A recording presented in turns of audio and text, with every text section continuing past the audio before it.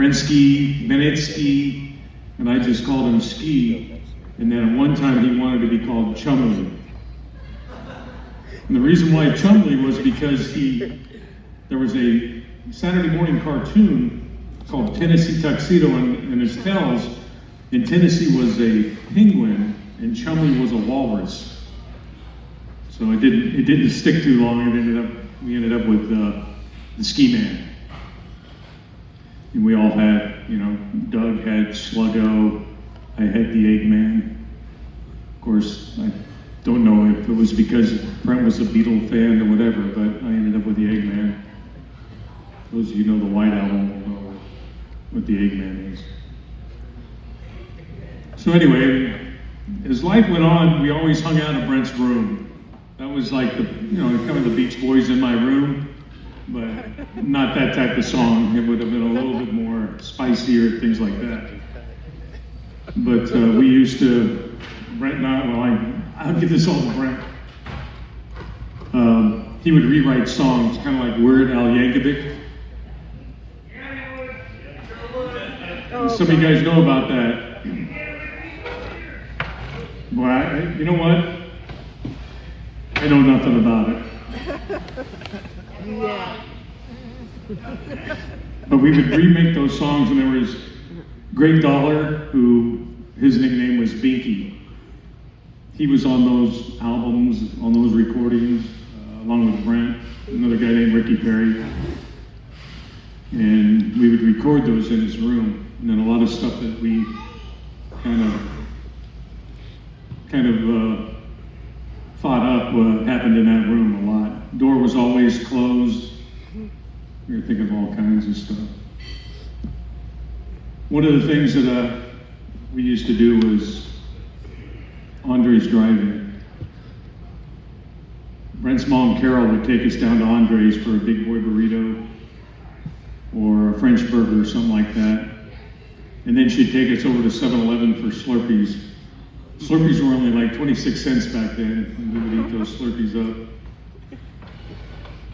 That just kind of, there was a while back, of course it is. I met this young lady, and I was going to go out on a date with her.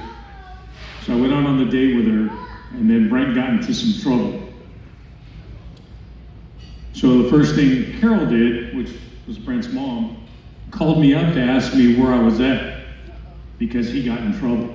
And I says, well, I was on a date. How long have we been married now?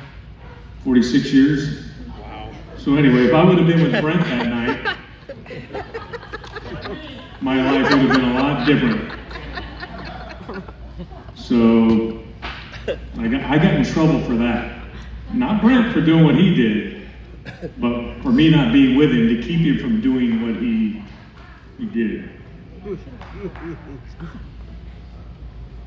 So anyway, but we had a lot of good times. We played football in the front yard. There's Inlo over there, Nico. There's Whistler. A bunch of kids we used to get out front and play football all the time, up and down the whole block. We had an old guy that put up 2 fences to keep us from playing, and we would just move around him and keep right on going down the field. That's probably where he got his coaching, because Brent loved to coach. We started coaching baseball together, and that was just the beginning. He took a group of kids that went up, and I stayed down with the other group of kids, and then we just had a great time. One of the things that impressed my wife the most, and she stuck around, was we'd go to McDonald's, and we'd buy cheeseburgers, and they would see who could get the most cheeseburger in their mouth. And I think Brent was able to get that also with a couple of French fries, just to top it off. And my wife stayed with me. That would have been impressive. Like, hey, my friend can do that. She's like, why do I need to date you when this guy can put a whole hamburger in his mouth? I was like, we look back. We were going to the coast the other day, and we're on our way back. And we got to talking about Brent and some of the stuff we used to do, and I got to laughing so hard. I'm telling them about stuff and I'm laughing, everybody else is just looking at me like, yeah, that's not funny. I go, no, it's not funny, but it's funny to me. Yep. And so anyway, I was talking about just stupid things we used to do. I mean, we were kids, but we had a good time. And that was one of the things he told me before he died, landed at San Joaquin, and he goes, hey, he goes, tell me some funny stuff. And so I go, remember the time, remember this, remember that? And he go, oh, yeah. And we were talking, bantering back and forth like we always did. Jamie was there. I apologize to Jamie for the way we were talking to each other. But that's just the way the buddies do. We just talk crap to each other back and forth all the time. And there was no reason to stop. And he was having a good time. I thought he was having a pretty good day that day. You know, and then he, of course, about a day and a half, I think he finally passed, unfortunately. But, you know, we just some of the great stuff that we used to do. He was always pretty funny on stuff. Bennett Coyne, we got Mergles here.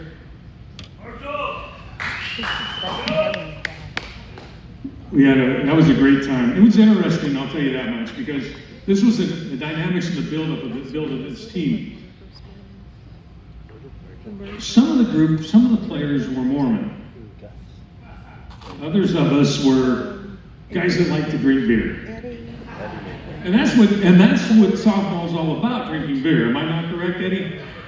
That's what it is, drinking beer.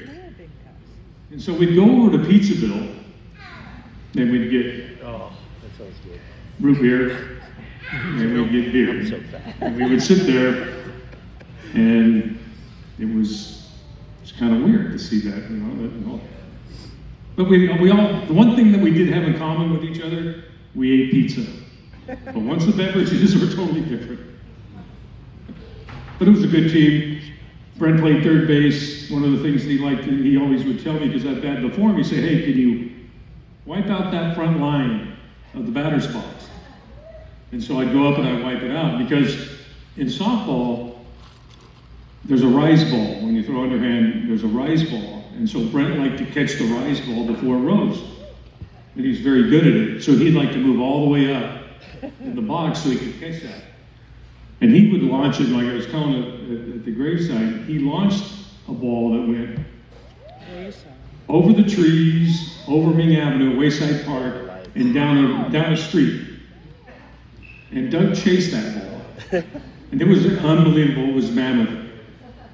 And Brent at San Joaquin says, hey, remember when I hit that ball down that street over the trees and everything like that? And I go, who doesn't remember that? It was towering. It was unbelievable. But he loved playing Bennett. We loved playing Bennett ball. He loved it. That was something that him and his dad did together. John isn't here today. Hut isn't here, but he was also there. There was a lot of great characters. Baker's here. Baker's here? Yeah, he is. Where's Gino? Gino, where you at? He's hiding. He's in the bathroom. He's like a lot of us old guys. We got to go to the bathroom every 10 minutes.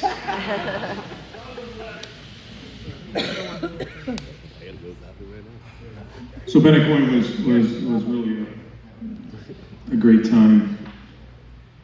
Those of you that knew him from coaching and stuff like that, that was what he loved. He couldn't get up here today and talk to you people. Right? There's Gino. Hey, we just talked about you, buddy. Don't worry, it was all good, man. It was all good. I got you. And when Doug said what he said, I said that wasn't true.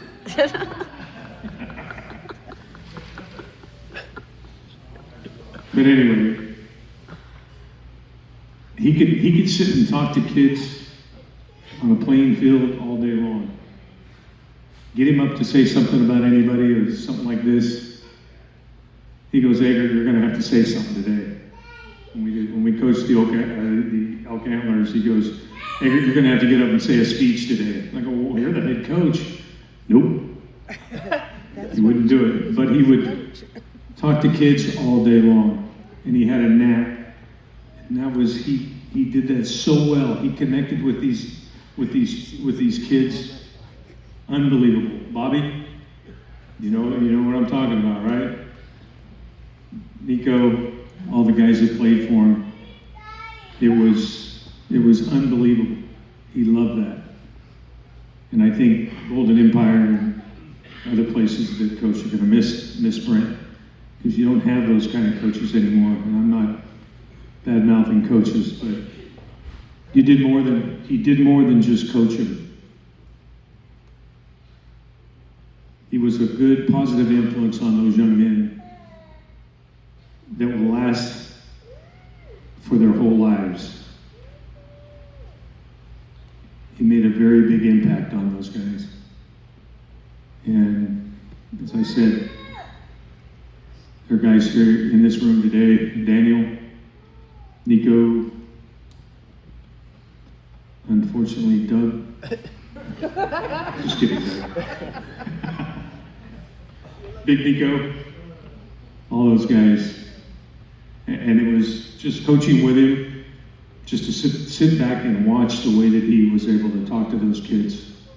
There was one time, we were doing the Antlers, and we were actually really good, both undefeated at the time. We had 2 kids not show up for practice. And one of the guys, I'm standing with the 2 kids, just explaining to them why they're not playing. Because you miss practice, you have to show up for practice. And that guy that was representing the league told me that was the most stupidest thing that could ever happen. You guys are undefeated, and you're playing against an undefeated team. And I told him, I said, it doesn't matter. You got to make a commitment. And they didn't show up. They knew it was going to happen. And so now unfortunately, the whole team's suffering. I can guarantee you those 2 young men never missed a practice unless they were sick after that. But that's just the way Brent was with everybody he coached. And he had the utmost respect for those kids, and they had the utmost respect for him. And that's going to be missed.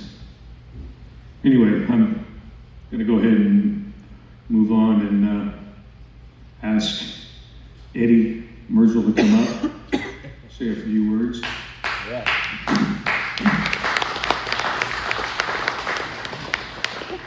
Eddie and me have a lot in common. The ski man lived with both of us at one time.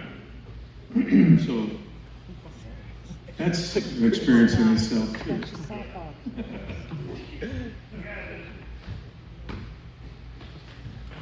Play softball. It's a lot of bad knees going up and down those stairs. No shit. Edgar wants me to talk for about 20 minutes. I don't have 20 minutes. Maybe. Well, I met Brent on the softball diamond. It was actually a slow pitch team of all places. And after we started playing, he said, "Hey, you got to come play fast pitch."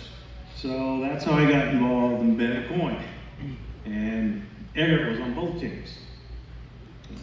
And then, where really got to know Brent is that we became roommates. For quite a few years. And can't tell you all the stories that happened in that house, but I've got one good one. Eggert mentioned earlier about nicknames. Well, one time we're sitting in the house, kicking back, and we're watching Eddie Murphy's Delirious. Well, when he does the skit about his Uncle Gus, his nephew Charlie, and of course my name's Eddie. Those are my brother's names, Gus and Charlie. And he does a skit about the Goonie Goo Goo. What the hell is a Goonie Goo Goo? It's what the F is a Goonie Goo Goo. And so our nicknames, Brent and I's nicknames to each other is Goonie. What's up, Goonie? What's up, Goonie? So whenever we saw each other, it was Goonie. And people around us could never figure it out. He called my brothers Goonie, my brothers called him Goonie, and people could never figure out, what the heck is that name? Well, it falls into place. What the F is Goonie? Goonie Goo Goo. Good story I have about Brent, just to describe. If you know Brent, he's competitive. On one Saturday afternoon, we're driving around. He says, hey, let's pull over at this bar. Let's shoot some pool. So we went in, had a few beers, shooting pool, and a few more beers, shooting more pool. And all of a sudden, all these guys start showing up with their cue sticks. And then come to find out, well, the bartender says, hey, we have a pool tournament showing up or happening tonight. We need 2 more guys. Will you guys sign up? Well, you know Brent, he's a competitor. He says, all right, and he loves pool. He says, all right, we'll do it. Well, come to find out, they needed 2 more suckers to fill their tournament pool. So they thought they could get the 2 guys that have been sitting in there all afternoon drinking beer to participate in their tournament and a couple easy plays. Well, Brent found out that we were the fill-ins, just get the 2 drunk guys. Well, you know how competitive Brent is. So he just stood up at the bar and said, we're going to beat your asses. And everybody looked. This is a friendly game. He goes, not now. And so, right off the bat, pool was drawn up. Brent and I are playing first. Brent goes up to the 2 guys playing, and he goes, hey, I know this is a tournament, but let's put a little wager on it. Let's play for beers. Brent was playing, I was playing on the other table. We kept winning. We had so many beers that Brent started walking to the crowd and giving the beers out, like we were winning from the games, and just kept giving it. Before you know it, Brent's out in the crowd, getting the crowd all fired up, and now the crowd, this local bar, who's there every Saturday for this pool tournament, all the locals are rooting for us. And all the pool sharks are getting a little pissed off. So Brent just keeps it up. He just keeps it up. And right at the end of the game, we're playing through this tournament. Brent's winning, I'm winning. We have beers stacked up on the bar. We're handing them out like candy. Everybody's loving us. Everybody's loving Brent because he's talking. And you know him when it comes to competition. He is talking it up. Keep going. We get to the end of the tournament. There's 4 players left. Brent says, hey, let's raise the stakes. Let's throw some money on the table. Bartender's yelling, no betting, no betting, no betting. And Brent says, hey, they've been talking smack all day. Let's do it. So we put money on the game. Up the ante a little bit.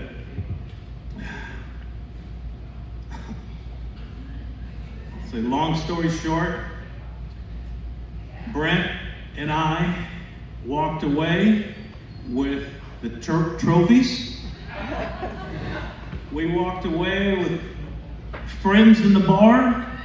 We walked away with the steak dinner that night, both of us. So, all because Brent is being Brent. He's competitive, he talks, he knows how to talk smack during competition, and that's just a special memory I have of him, besides living with him for years. In fact, in that house on Jonas Street, he met Sonia.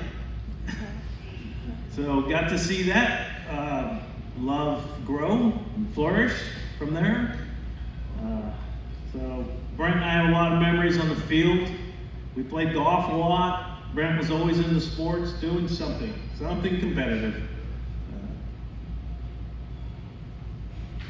Gonna miss the man. Played a lot of softball with him. He's a great friend, great roommate. You'll be missed, brother. See you later.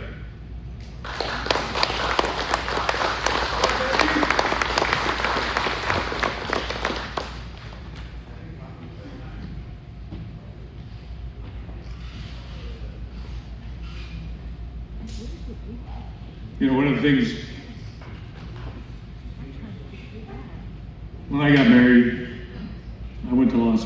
I didn't just go to Las Vegas. I took a girl with me and we got married. And my wife. But my sister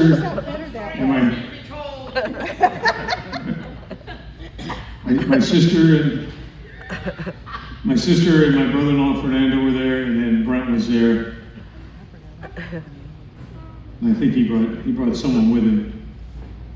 I don't know, I'm pretty fuzzy on that. And then when Brent and Sonia got married, I was also there with Brent when he got married to Sonia. So that was always pretty special that we were both there for each other on that. One of the things, I'll tell you a little story before I get to Doug. Carol worked at, I can't remember what it was called, but it was like the Roadway Inn or something like that. So Brent and I would take off on our bikes. We didn't have swimming pools back then. The hotels had swimming pools, but we didn't have swimming pools. So we would take off on our bikes, and now we're going down Oak Street. There's a Motel 6, so we'd stop off there and swim until we get kicked out. Then we'd go to the next hotel until we got kicked out. We'd go to the next one. We'd just jump, pool hop all the way down Oak Street until we got to the roadway, where we'd get to swim. It was okay for us to swim in the roadway hotel pool, but it wasn't okay to swim in the other one. So we'd get kicked out, run to our bikes, and go to the next place. So that was our summer fun, was going pool hopping down Oak Street. Anyway, so where'd Doug run off to? Doug? He's in the bathroom too. Doug's right there. All right, Doug, you're next. Sluggo was another teammate / player that Brent and I coached. Like I said, we all had nicknames, and Doug's nickname was Sluggo. So I'll have Doug come up and talk. 30 minutes, huh? All right, we got 30 minutes.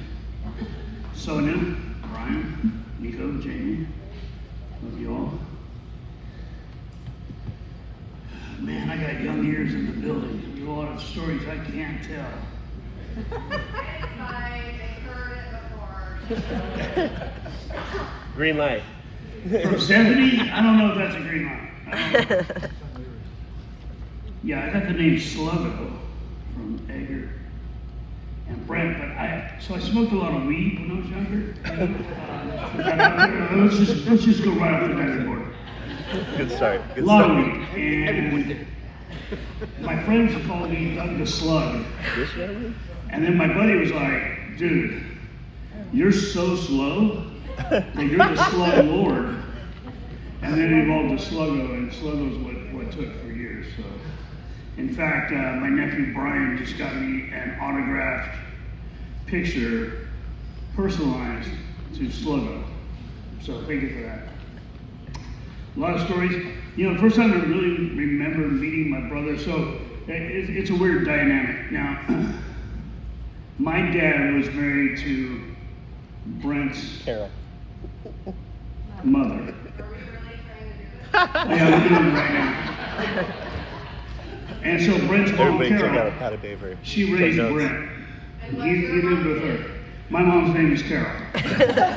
My dad liked his carols. What are you going to do? I think he was looking for a singer. John Umpo.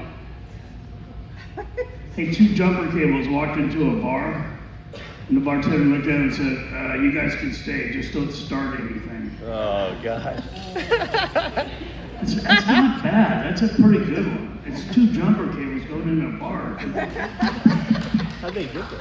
This grasshopper hopped into a bar and hopped up on the bar stool. The bartender was cleaning the glass, and he turns around and he looks at the grasshopper and he goes, oh, I didn't see you come in. We have a drink named after you. And the grasshopper says, you have a drink named Steve? You know, a grasshopper drink. You'll laugh later. So I didn't get to see my brother much because he didn't come over with my dad.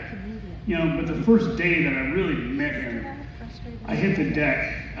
in the front yard. So if you don't know, hitting the deck, I mean, you see something or you hear something you can't believe, your equilibrium goes out and you just drop to the ground. And we did it my whole life. In fact, I still do it. I still hit the deck. Right? In those wobbling. Yeah, now it's a little harder to get up. I wasn't always this fat, even when I smoked weed. A little harder to get up. But we're in a U-Haul, and my dad had sold his house on the east side of town. He was moving out to Quellwood. Quellwood was like the furthest thing out, and then we had Cal State. This is back in the 70s, in 1977. And so my dad sold the house where we lived, and the house was killer. It had a basketball court, it had a pool, it had a drinking faucet. I mean, the house was awesome. My dad buys this house in Quellwood, does not tell my mom. Sells the house and goes, hey, we're moving, I just bought a house. She was like, no. So we get the U-Haul, we load it up, and we stop at Brent's house, where Brent and Uncle Nico live. So you're gonna hear two Nicos. You're gonna hear Uncle Nico, and then you're gonna hear Little Nico. Those, Little Nico is named after Uncle Nico. What's that? Huh? Big Nico? No. No, Uncle Nico. Uncle. We'll talk later. She has Brent tattooed on her. I could never get mad at her, ever. That's an awesome tattoo, by the way. Yeah. Is that in the rotation on the pictures? I blew it. No, You blew it? Yeah. Right. Right. Come on. I know. So we get this U-Haul, and my dad says, hey, lay on the ground. I go, why? He goes, we're hitting the deck. I go, what's that? He goes, just get on the ground. So somebody knocks on the door. Brent comes out. Brent sees us. They had a couple steps up to their door. Brent just rolls out of the house, onto the ground. And then Nico comes out, and he's like, Uncle Nico. He goes, what are we doing? And then I think you hit the deck. Oh, it's in my mind. And from then on, man, I wanted to be like my brother. My older brother, Brent. And he coached me in Little League. Him and Jimmy were my coaches. And after we did our first season as King Veteran Insurance, they had to split up because Nico's a year older. And so Brent went with him and Jimmy stayed with me. And then we had players that they would roll over. I'll never forget one day, I think Jimmy called me on the phone. I was a house phone with a cord on it, and said, look, I wanna keep holding you over, but you play third base and you're not that fast, and the bat's not really there. He said, but if you'll play catcher, you'll start every game and play every game. I said, I guess I'm your new catcher. And so I caught, and man, I ran my mouth. I would just talk crap to everyone who got in that box. They'd be like, hey, we heard you were playing today at the snack bar. Because that's how far you could hear me. You could hear me like right here, like a coffee. And just so much. But Brent was a great coach, as was Jimmy. I still call Jimmy coach to this day. That Wayside Park home run. So this is the furthest softball home run I ever saw in my life. And I mean, I've seen some big hitters. I saw this guy play, won a game. What's his name? Tony. Man, that guy could crush the ball. But Brent hit this ball as I was the bat boy. I was a bat boy every year until I turned 18. The last year my dad coached, I got to play on that team.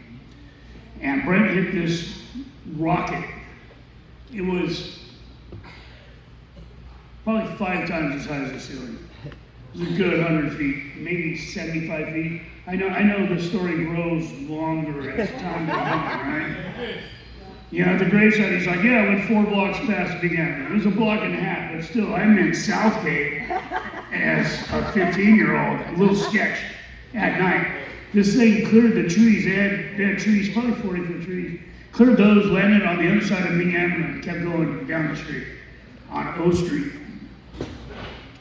It was a shot, and Brent talked about that all the time.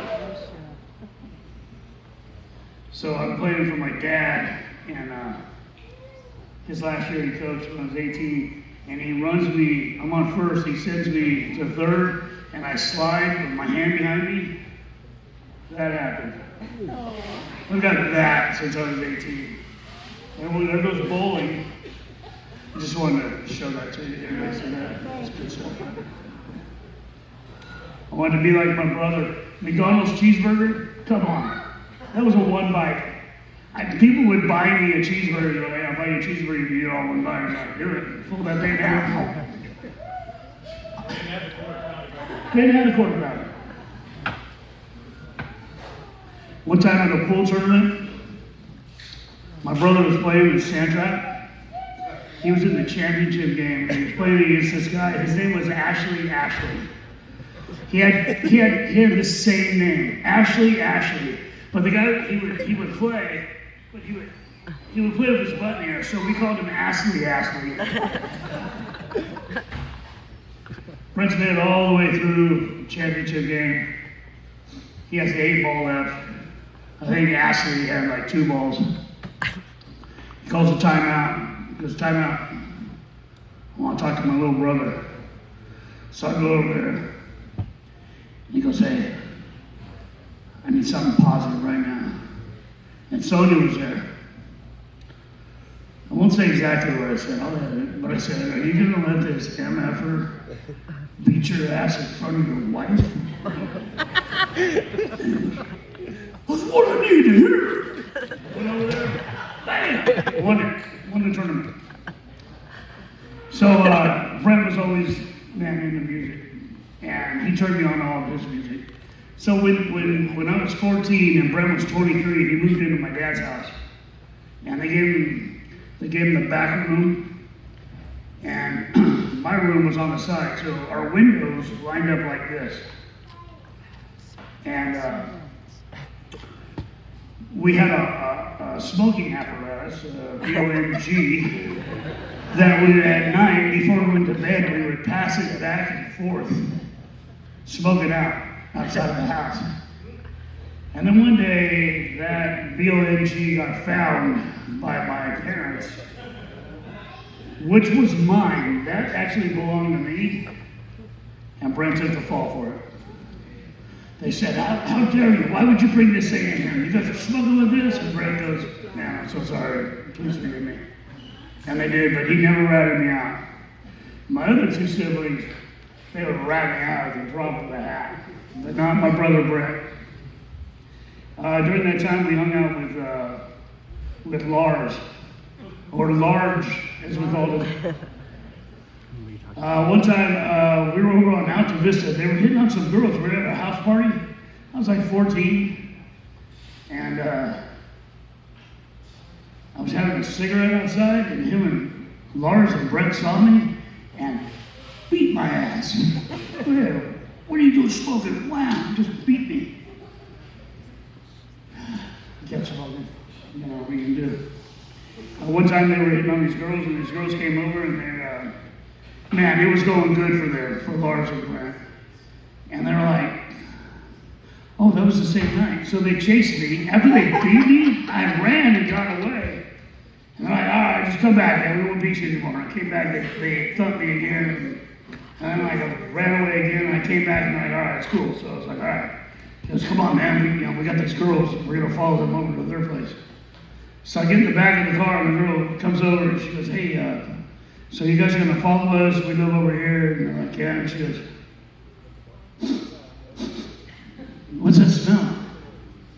Brent goes, man, I don't know what that is. Lars is like, it stinks. Well, apparently I stepped in dog poop when I was running away from them. And those girls were like, hey, never mind. You guys have a good one. We're out of here. And they took off. Man, I got beat even more for that. I got thumped all the time. But I'm glad my brother kept me in line. He was a great role model, great friend. I was so blessed to have a big brother that loved me and cared for me and thought about me and instilled life values to me. And for that, I'll forever be grateful to the ski man, Brent Bennett. That's not a half hour, but that's all you got. Thank you guys.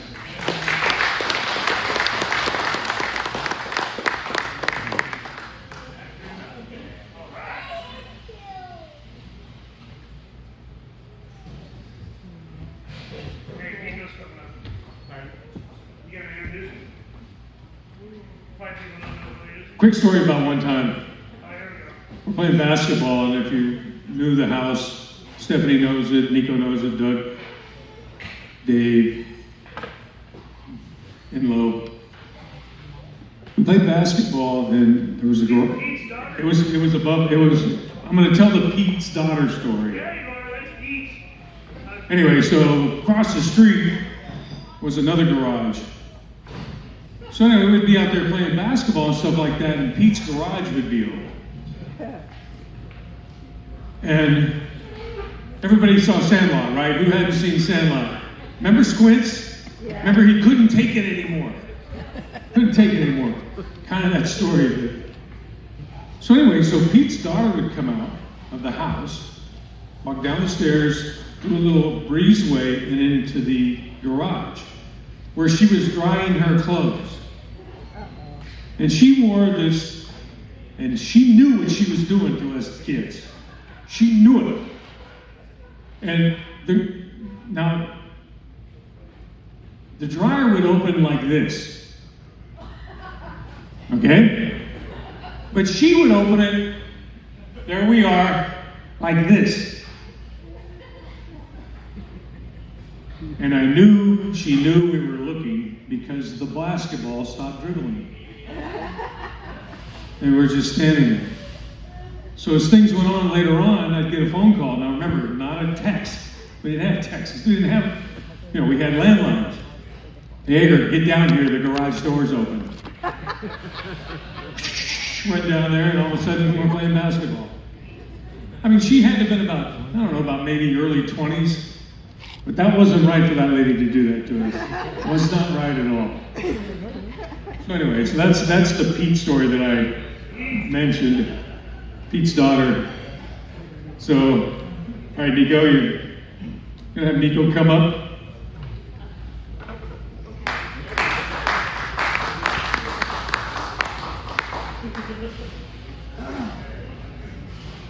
Man, Brent, love that guy. Thank you everyone for coming out, honoring my brother. Yeah, he was my older brother, 8 years older. And man, I wanted to be like him. Like Doug said, he lived at our house. And so I was around him all the time. I just looked up to him so much. Matter of fact, one of the stories is Joanne Tinoco. She lived about 4 or 5 houses down from us on the same street. It was high school. And they were going to go on the prom together. And it came time for Brent to walk down the street and get his prom date. And I wanted to go with him. I wanted to go with him to pick up his date. And my parents wouldn't let me. And they took a picture of me throwing a fit, crying in the chair, because I couldn't go with my big brother to pick up his high school date. But that's how bad I just wanted to be around him. Just always wanted to be around him. Gosh, a few stories. Basketball story. Jimmy reminded me of a basketball story. First time I ever beat him finally. Like, he would just beat me, and he didn't really show much mercy, He was always bigger, like I said, 8 years older, and he would just beat me and beat me. My whole childhood just beat me and beat me.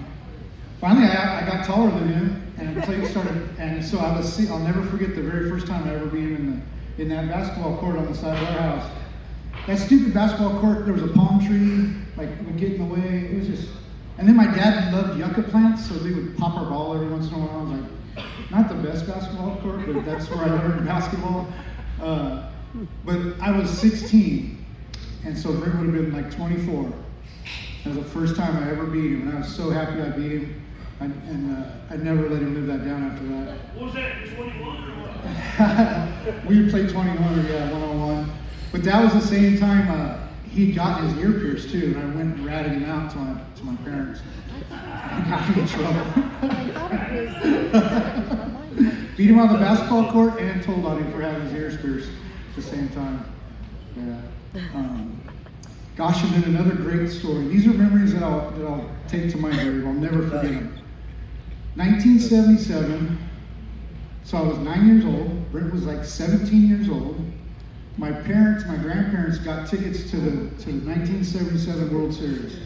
The Dodgers and the Yankees at Dodger Stadium. And they hand my brother the keys to the truck and said, take your little brother and go to the World Series. I mean, who would do that now? Like a 17-year-old kid taking their 9-year-old brother to LA to a Dodger game. Like, really? But my parents did that. They turned us loose.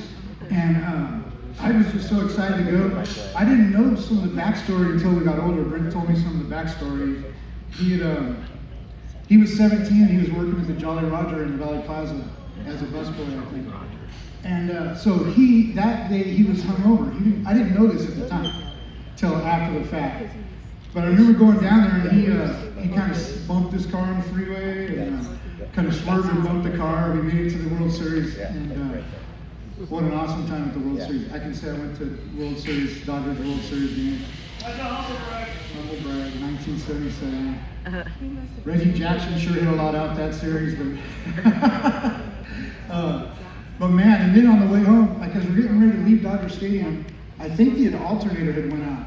I'm just a little 9-year-old. Brent's only 17, but the truck just wouldn't stay running. And we'd get it started, we'd jump it, and then we'd have to drive without the lights so it wouldn't kill the battery. And we limped that thing to like Gorman, and then we're like, Brent just had to pass out. I just remember Brent was like, I gotta go to sleep. So we pulled off the side of the road and we're sleeping in the truck, and I just get woke up by my dad knocking on the window. He had tracked us down, took off to find his stepson and son, like, where are they? They never made it home from the World Series. And found us in Gorman on the side of the road, sleeping in the truck.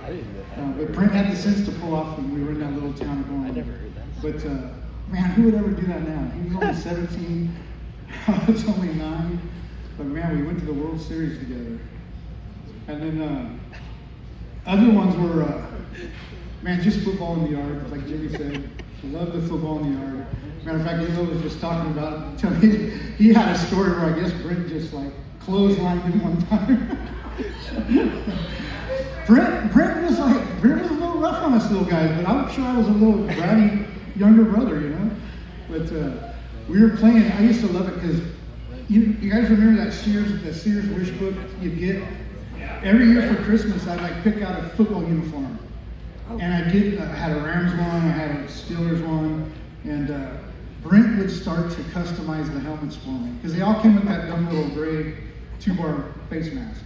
Well, Brent would go get me, like my Steelers one had a 4-bar, and he would paint it black, and he'd mount it on there.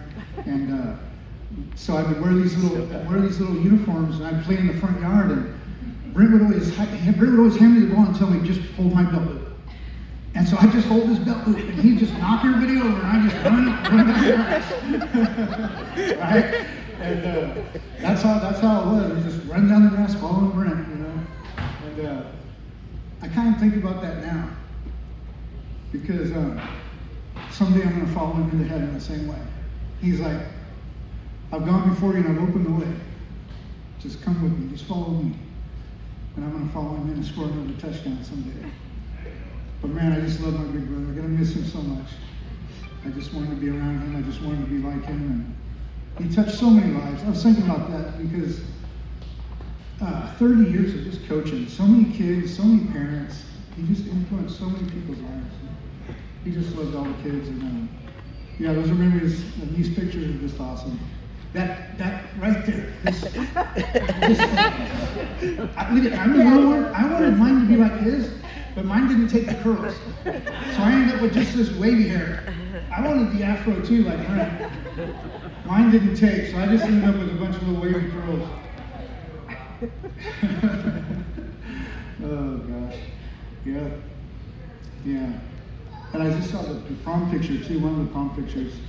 He always had the shoes, the tennis shoes to match. I kind of took that. I do that still to this day. I might be wearing a suit, but I'm going to have some fresh tennis shoes on. I'm going to have some fresh tennis shoes with me. Anyway, thank you everyone for coming out, and just love Brent. Going to miss him forever, but someday I will see him again. Amen? Amen.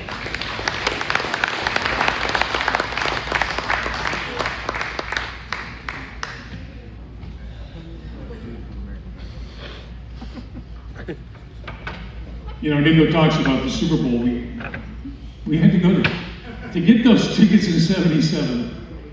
we had to go down to Sears, downstairs where the Ticketron was, and so check this out, some guy decides he's gonna give out tickets. Little tickets, and then they're gonna call the number. Well, everybody went up against him, and I went low. And when he came down with the tickets, whack, I swiped off 5 of them. We ended up with the tickets for all 3 games. The Friday night game, the Saturday night game, and the Sunday game, because the Sunday game is when your dad, Brent, me, and you all went down there, and we built, and we had this sign that said Bakersfield, because Dusty Baker played left field, and we're in the left field pavilion. And so how we got it in was, well, then you remember. Well, but you did a good deed. So, how we snuck it in is, those seating pads that they have, the pads that you sit on? We gutted it out and we put the thing inside. And so then we unraveled it and we held it up, and everybody in the whole stands helped us with it. And then here came the ushers to grab it because you can't have those signs. Well, me and Brent aren't giving that up. We're not going to give that up that easy. So we got it folded back up again, put it back in the deal, and Brent sat on it. So they're looking for it. And I turned and I yelled, "Keep passing it on! Keep passing it on!" So the ushers go down and go all the way across, right at the other way, and I'm going, "Pass it that way! Pass it that way!" And Brent's just sitting on it the whole time. So anyway, we had that thing. And I mean, somewhere there's a picture. Unfortunately, they didn't find it. It's funny that you don't find pictures like that, because I don't think Brent ever threw anything away. No. Sonia, am I correct on that? I mean, this could be, 10, 15 years of going through this stuff that he has? I mean, he has so much stuff, and he never threw anything away. Everything had a purpose, and everything had a memory that he didn't want to forget, and he cherished every single one of them, all the way down to the photos and stuff like that. So, yes, World Series, Yankees beat the Dodgers, unfortunately. But that's all right. Hey, that's okay. That's okay. That's a Giant fan, and you see how well they're doing right now. How's that going? Buster Poindexter is getting one. Anyway. How's that going for you? Just hey, man. I know. Can't believe that we have the same parents. But another thing, I was 2 years older than Brent. So I got a lot of stuff first, like a car. And I'll tell you what I had. I had a 1963 American Motors Rambler. Who remembers the Rambler? Who remembers American Motors? David, you remember that car? Anyway, it had no reverse. So everywhere I parked it, and if you went to Bakersfield High, you knew about this student parking lot. Of course, we all did. So I would park it so that I could just pull straight out.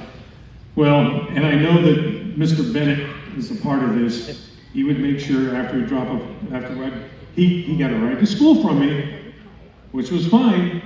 But then he would, and a few of his other buddies would get into the car. I'd lock it, he could break into those cars easy. And then he would back it and he would put it forward into a parking spot so that when I got out to go in, get into it, and leave, I had to push it out of the parking spot because he had then put it in forward. But it wasn't a cool car, and it wasn't going to get the chicks. So we had to improvise. So Brent and I built a dummy. We made a dummy. And the dummy sat in the back seat of the car. Oh, God. His name was Spencer. Spencer was the coolest dummy that you ever had, and he could get chicks. So that's the way we rolled. Why we did it, I don't know, but Spencer stuck around I think Spencer stuck around until I started dating my wife, and then I didn't need Spencer anymore and set him aside or something. Too soon. Yeah, some of the stupid stuff. Emma, you remember the Spencer dummy? Of course he does. Nico, you remember the Spencer dummy? Oh my goodness. What an impact. So anyway, that was just stuff we did. Go right in. Is there anybody else who'd like to speak?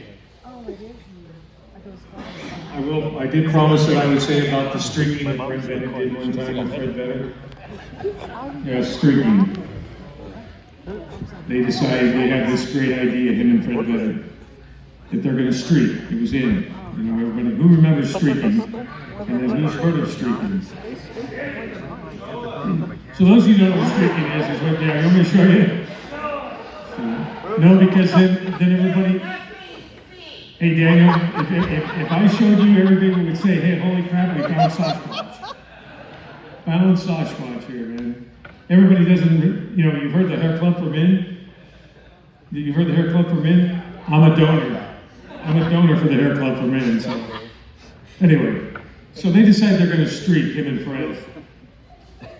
And they have this route that they're going to go to, and guess who's responsible for their clothes? This guy. So the first thing they do, oh Jim, you gonna want to say something? Okay, I'll skip it. First thing they do is they take off their clothes and they give it to me. Now I'm thinking they're gonna go the route. I'm gonna meet them behind Young's Market, where I'll give them their clothes back. So I have the Rambler. Me and Spencer are getting in the Rambler. I toss Spencer the clothes, and off Brent and Fred go down Brundage, through the Young's Market parking lot and on around. And I come around the back.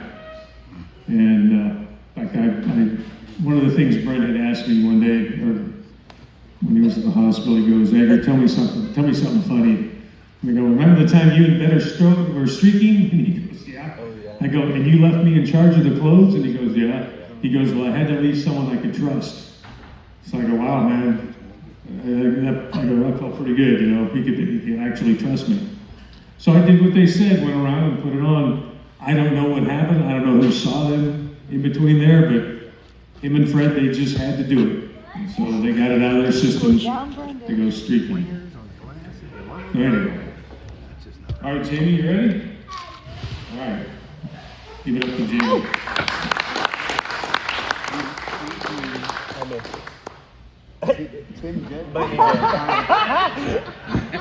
Somebody might need to help. There we go. I didn't know if I was going to be able to talk because I do miss my dad. And so it's hard for me today, so please bear with me. I didn't really have a good relationship with my dad. I spent my whole life judging him.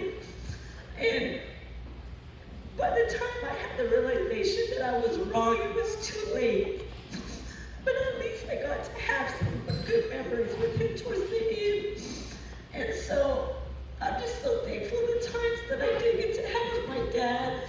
He got to be there with my husband, and me and my husband always didn't have the best relationship, and he was always there, and he was good to my husband, and I'm thankful for that. And I remember when I started to get into sports, he said, oh, you have to pick an LA team because, you know, that's like our hometown. And as you guys know, I'm the odd one out. I do not like the Lakers. I hated the Lakers. And so I said, fine, I'll be a Clipper fan. And here I am. And so, anyway, so when my uncle was talking about all the teams that he was going that he could wear, he didn't say the Clippers, and my dad my dad was like, well, what about my Clippers? And so it was nice to hear my dad and, you know, have that moment. It was good. So thank you for everybody who came. You almost cried when he said, don't forget my Clippers. I did. I really cried because it touched my heart. Like, I was really thankful for that time that I had with my dad, and I don't want to get too spiritual about stuff, but at the end, you know, after he passed, well, towards the end, he kept seeing a lot of Star Wars characters, and God told me that was angels, and that his favorite city was Los Angeles because the city of angels, because my dad was surrounded by angels his whole entire life. So I'm just thankful for that, and thankful for everybody who came, and Sonia, I love you. Thank you for everything that you do. Thank you for everything for this. Thank you, Nico and Bub and everybody, Uncle Doug, Aunt Stephanie, Edgar, thank you, and just everybody, thank you, Uncle Nico, thank you. And I'm glad I wore Le'Veon Bell because that's the year that I was born, so praise the Lord. But thank you and God bless you all. Thank you.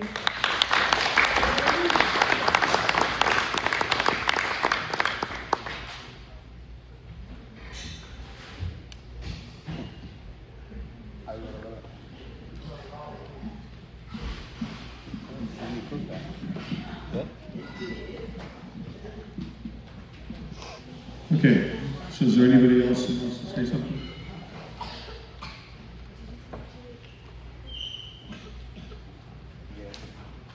Go.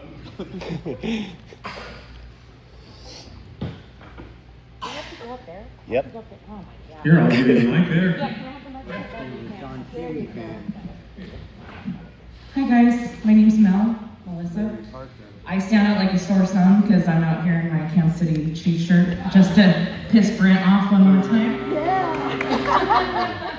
My fiance was David Creech. He worked with Brent at the card shop for a long time, and I'm so thankful for those years because Sonia and Brian and Nico and his daughters, everybody became family to us. And I will miss that man dearly because he reminds me of a simpler time. And, you know, I'm only 44, but we connected on so many levels. We had our love for the Beatles together, and we could sit and listen to music for hours. We'd listen to the Hell Freezes Over, the Eagles album, for a long time. We'd be singing in the garage, just having a blast. But I could fight with that man, and then we'd love each other the next minute, but he was stubborn. But I will miss that. Listen, just listen. Because that's what he would do to me. Just listen to me. Okay, Brent, I'm listening. But yeah, I will miss getting those calls or texts from him saying, I got a good Chiefs card, come down to the shop. Or I got a keychain, I got something for you. He always had a Chiefs something for me. And I think the first time I went to the card shop that I walked in there and like I said, my past fiance was in there working with him, and I looked straight up and there was this ginormous frame Joe Montana when he became a Kansas City Chiefs. And you had to, man, pull out the stairs, the ladders, all this. I said, Brent, I want that.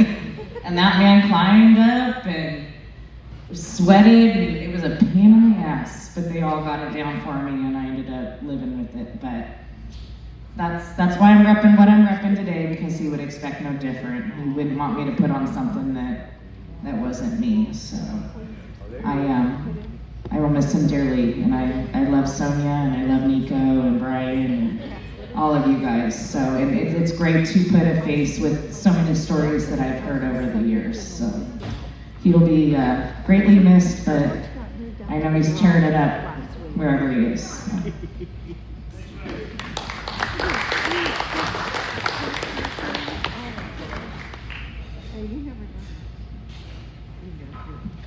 Okay, anybody else?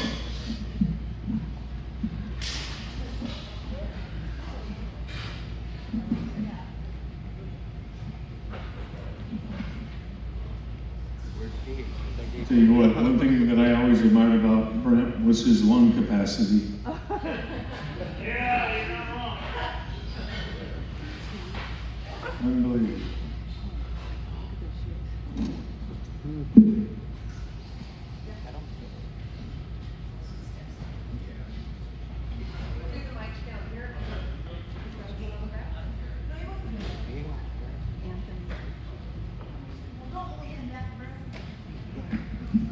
Karaoke night?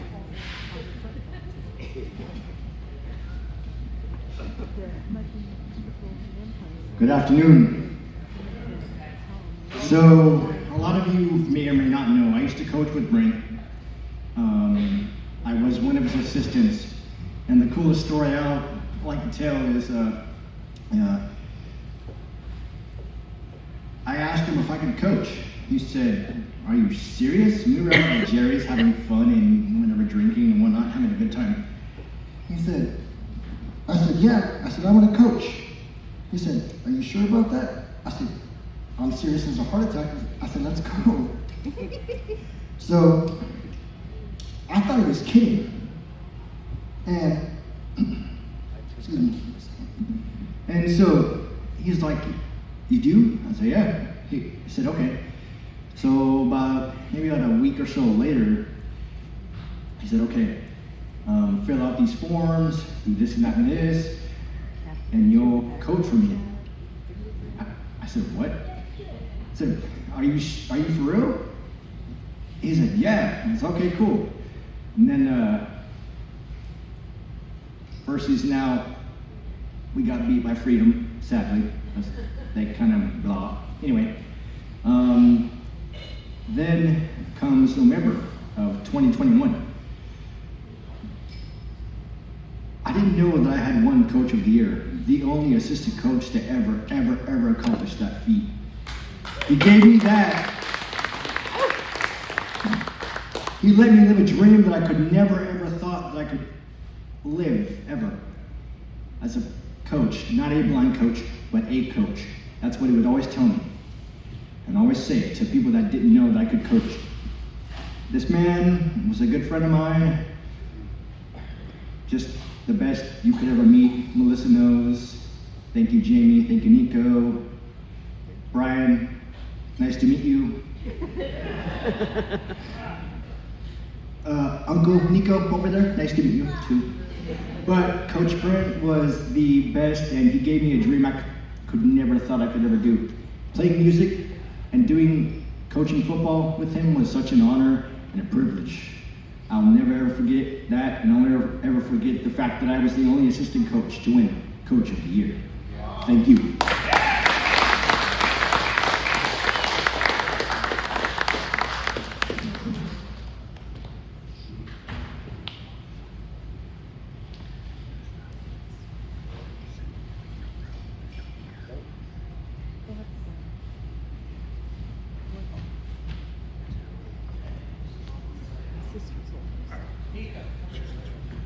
Oh, this could get rich. When Enlo comes up,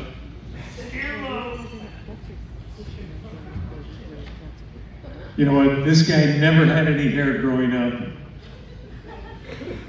I wish I could show you a picture of him during his rock and roll days, his hairband days. Anyway, David. I gotta say, no, you stay up there. You get up. Okay, this was us when me and you were kids. It was this guy and Brent. Sorry, I'm nervous. I don't like talking in front of people. And that's how I learned to play football, was with the four of us. And it was always my big brother and him and his big brother. We always were going up against each other. All the time. Hold on to my belt loop, I'm going. And that's what we did. We're just flailing behind it. We're kids. So Nico mentioned it earlier. I had to tell him one time I come around the outside and I get past Nico and Brent just goes, "Burp," and just levels me. I'll never forget that day. Well, another story quick. Everybody's talking about how nice Brent was. He was mean as hell to me. He just, like, literally, I'd go into his room, I'd sneak into his room, like, get out of here, Enlo. They were my extended family. Eggers family, these guys, I could just walk in the house, go in the refrigerator, Mom had goulash, whatever. So that's how close I was to these guys. But I gotta say this. One time they're driving golf balls, so the freeway was getting built, 58 freeway. I'm sitting on my grandfather's front porch watching these guys drive these balls out to the freeway.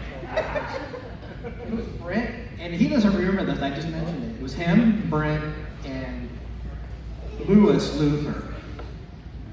I'm almost positive it was Brent. Gets up there, line drive, boom, hits me right between the eyes. I fall over. It was the worst. I still talk about that. I got hit in the face with a line drive, and I'm almost positive it was Brent. If it wasn't, he was there. So anyway, Brent was a good dude. Oh, let's mention the Swisher Sweets. Oh, God. That's what they smoked. They had the, and then me and Nico, what do you got there? I said, oh, here, you want to try it, kid?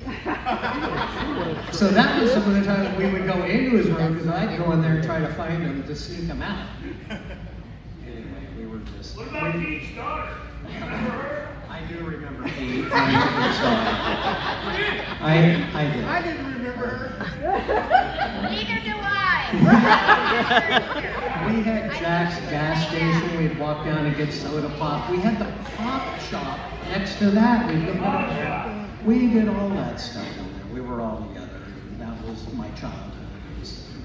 These knuckleheads. So anyway, I had to say something. I couldn't walk off out here without saying something about him. So thank you guys. Good memory. That reminds me of one more memory I have now too.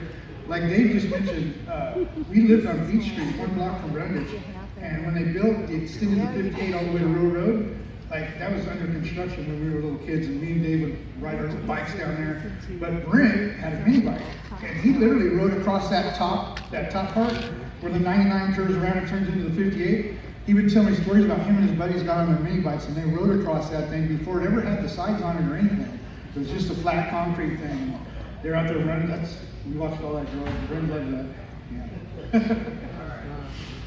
You know, they brought up 58. The amount of beer cans and liquor bottles underneath as you go from 58 to 99, it's unbelievable.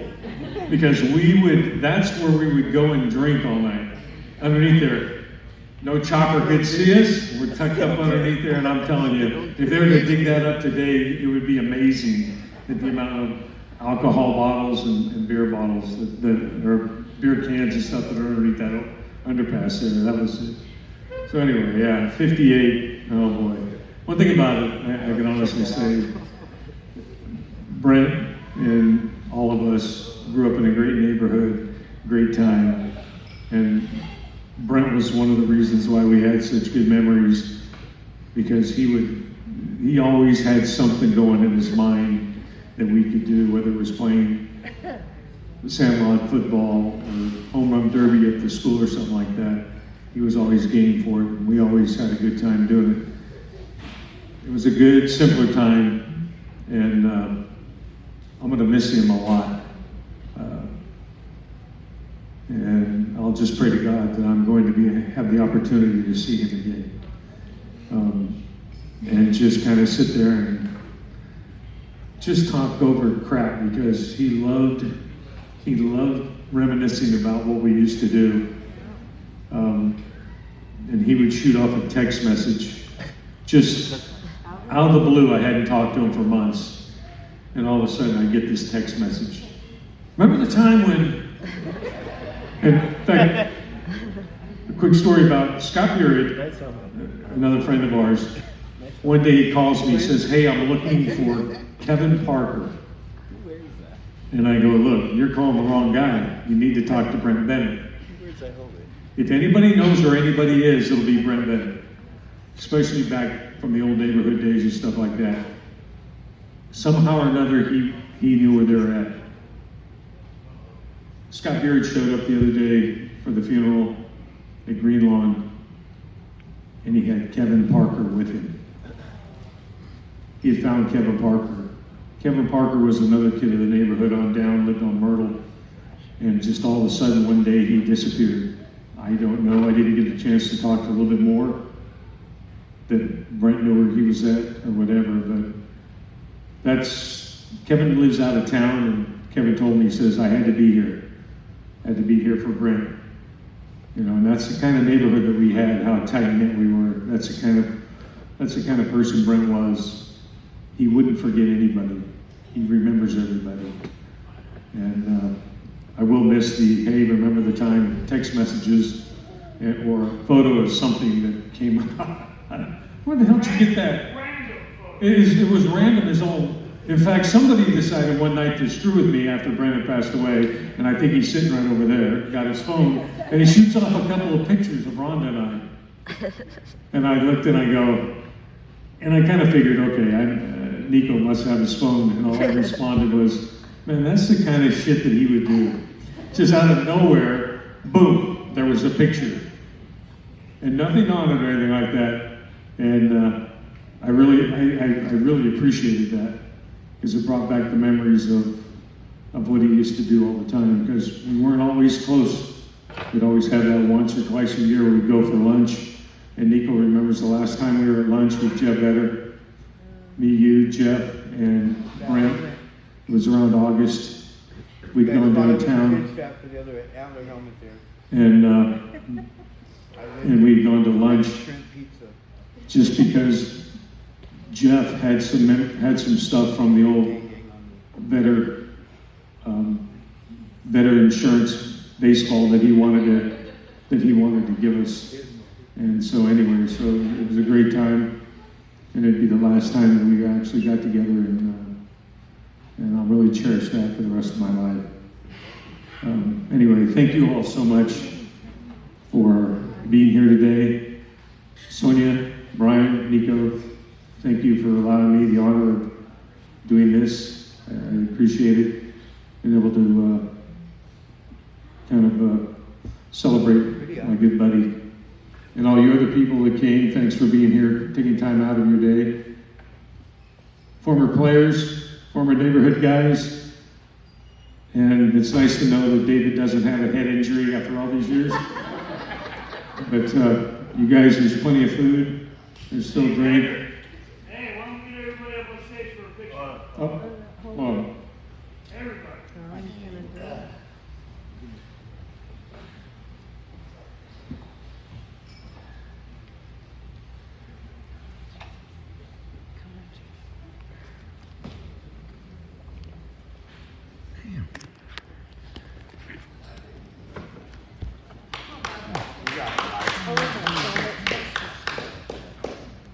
Abby Rose and Motor Shore, let's go.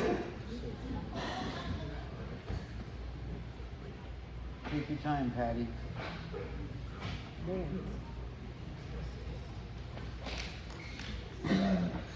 I'm a bit of a crier, but you guys know that. He touched a lot of lives, and it's obviously shown by the people that are here today. These stories help. So, thank you. Thank you for family, friends, all the support.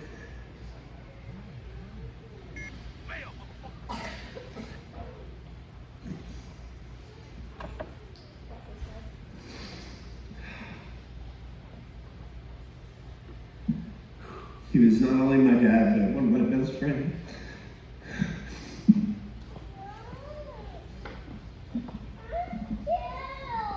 He was not only my coach, but everyone's coach.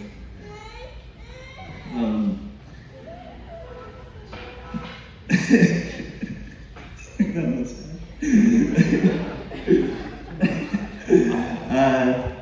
I didn't have anything planned, but I really just wanted to honestly say thank you for so much support from me, Jamie, Nico, Mom. You guys have been great friends and family. It really shows how much love there is in not only the family, but the extended family. So, thank you.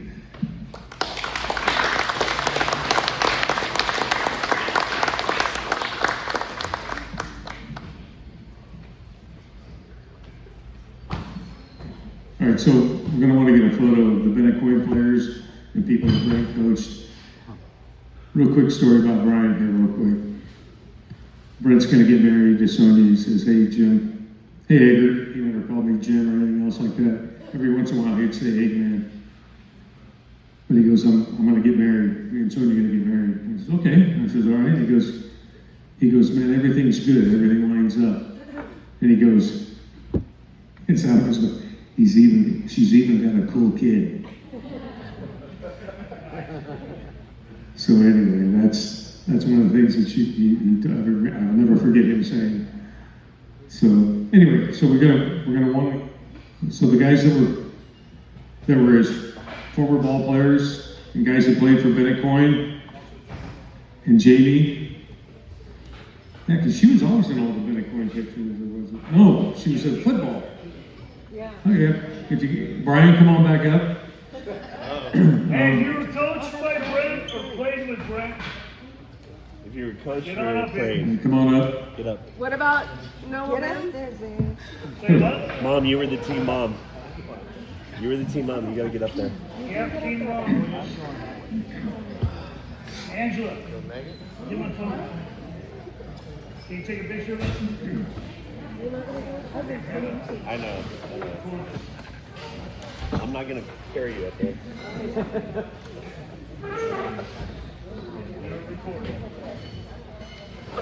You're all, everybody's like,